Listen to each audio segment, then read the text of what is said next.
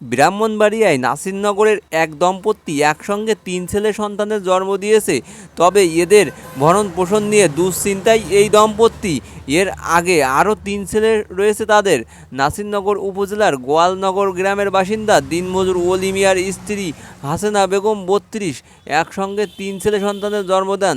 একদিকে সন্তান জন্মের আনন্দ, আবার অন্যদিকে ভরণ পোষণের দুশ্চিন্তায় দিন কাটছে দিনমজুর স্বামী ওলি মিয়ার। হাসপাতালের ব্যবস্থা পরিচালক ফয়জুল আলম জানান, এটি তাদের হাসপাতালে প্রথম একসঙ্গে ৩ সন্তান জন্ম নেওয়ার ঘটনা। এমন ব্যতিক্রমী ঘটনায় হাসপাতালের পক্ষ থেকেও পরিবারের প্রতি সহযোগিতা করা হচ্ছে। তবে হাসপাতালের গাইনি বিভাগের কনসালটেন্ট ডক্টর শফিকুল ইসলাম জানান, সিজারিয়ান অপারেশনের মাধ্যমে মা ও ৩ নবজাতককে সুস্থ অবস্থায় প্রসব করানো হয়েছে।